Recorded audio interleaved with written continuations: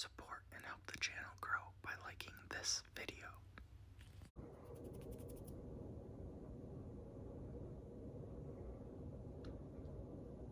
So there was this one time, my aunt and uncle, I went to their house with my dad.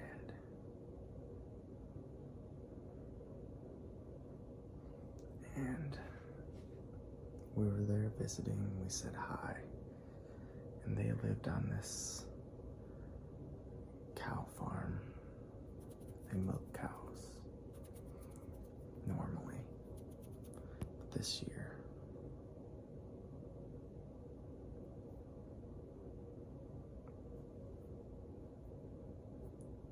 they had some prize horses. And these horses were big,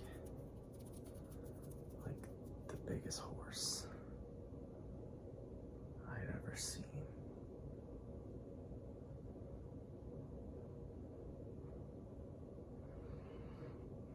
And so my dad and my aunt, his sister, they were talking and they suggested, why don't I go out? Why don't I check out the new horse they had just gotten? And I was like, okay, I'm gonna go check this thing out. This looks like a huge horse. So I walk out to the fence. It's kind of near the front yard. I walk past the cars. And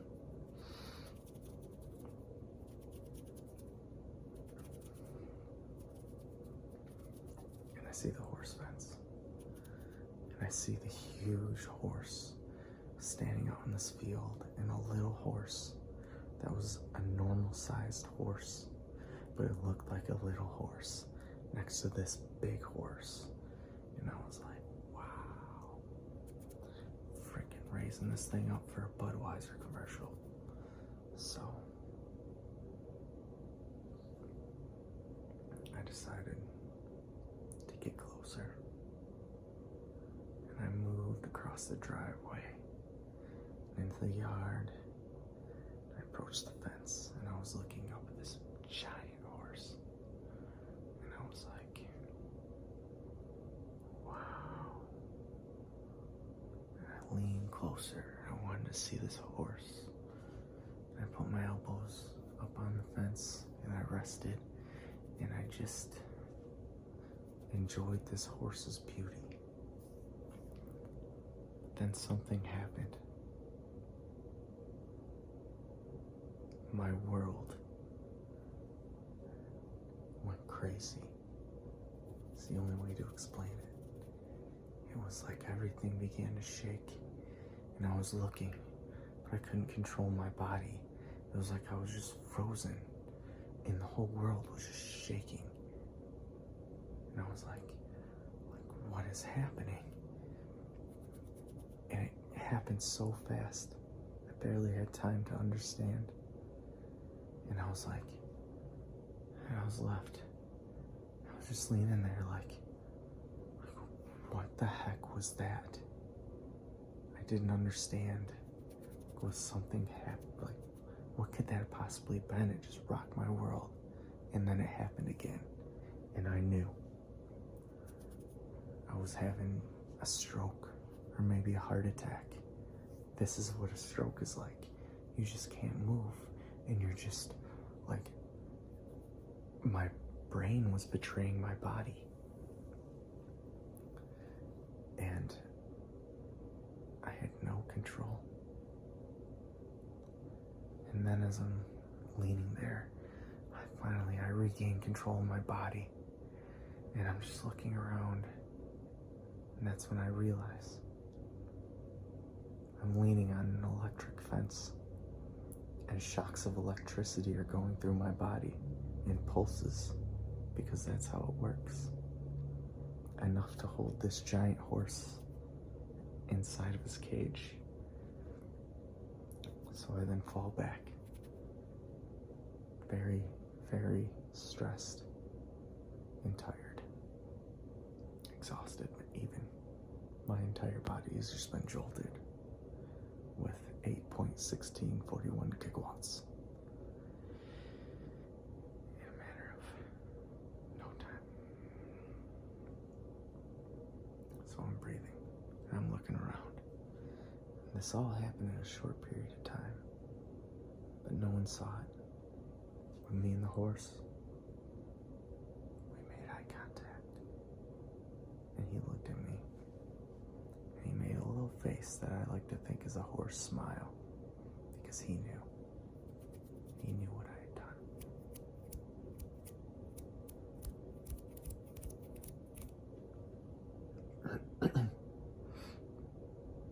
There was another time.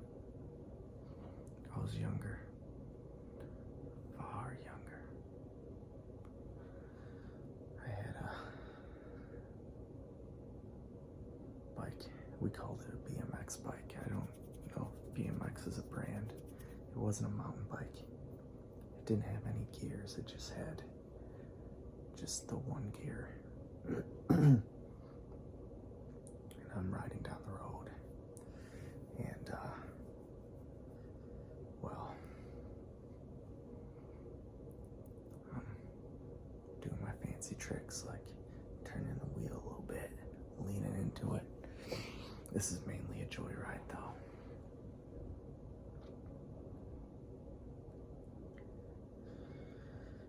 Now, past the first house, they have a long driveway, and their house is far away. Past the second house, and they too have a long driveway, but it's shorter. But their yard is filled with trees, they can't see the road. But then I get to the house with my best friend who lived there. He had a big family, and he had a lot of friends and a lot of sisters. And, I just thought, at any given moment, someone could be looking out the window. And just in case someone was looking out the window, I'd be cool as I drove by. I'm a little kid. So I decide I'm gonna use one hand on the handlebars. I'm gonna ride by this house one-handed. Fancy trick, just casual, just no big deal. My other hand's back here. Let me get a little higher. Oh, that was both of my knees. Probably from what I'm about to tell you happened to me. So I'm just like, like your hand, your other hand, just like, my hand's down here, a little bit cooler, but it's kind of in my lap, I'm just like, just out for a chill ride, boys. I'm 8 years old, I'm on my own. I'm just chilling, one-handed it. No big deal because I'm a pro bike rider. This is what I do. We live on a private dirt road. So, I get past their mailbox, which is right at the beginning of their yard. And I'm cruising. I'm just cruising. Cool as a cucumber. And, past the mailbox, past the driveway. And now I enter the main part of their yard. Now I'm in front of the house. Now is the moment of truth. If anyone's looking, they're gonna see me right now. This is where I gotta be the coolest. I gotta hold my composure. There's about 40 more feet I have to ride. That's all I have to make it through. And then I can grab the steering wheel and be two-handed again. What I didn't know is the way the rain developed on the road, it made something professional bike riders call whoops. There's a bunch of whoops in the road, or at least the pothole version, because all of a sudden my bike started violently jerking back and forth. And me, my first reaction is keep looking cool. Don't immediately panic and try and show that you're kind of losing control here, which is a big mistake because I was in fact losing control here. So the bike starts lurching, and now I'm like out of control. I need my other hand. I need it now. So I reach up, hand on my lap, and I grab, but I'm hitting potholes and the wheel turns, and I flat out, with my free hand, I missed the handlebars. I reached and got nothing but air. And by then it was too late anyways, because the wheel had turned. That's why I missed it. And I just flat out flipped that bike, went flying off, and I landed hard on my knees in the dirt road. And back then, we didn't wear helmets or pads. I just took it hard on the knees. And I remember gravel and everything just cutting deep, cutting my pants. Actually, I think I was in shorts because I had a scar from this forever. But I suppose it could have cut through my pants. So I land on my knees and I cut my knees, but I know I'm still in front of this house. So I squeal on impact. Like, oh. Then I'm like, be cool, man, be cool. So I just scoop up my bike and I just, book it like as hard as I can to get away from the house, hoping no one saw. And then, I turned around and went the long way home. No one ever mentioned it, so I think I got away with it. Until now.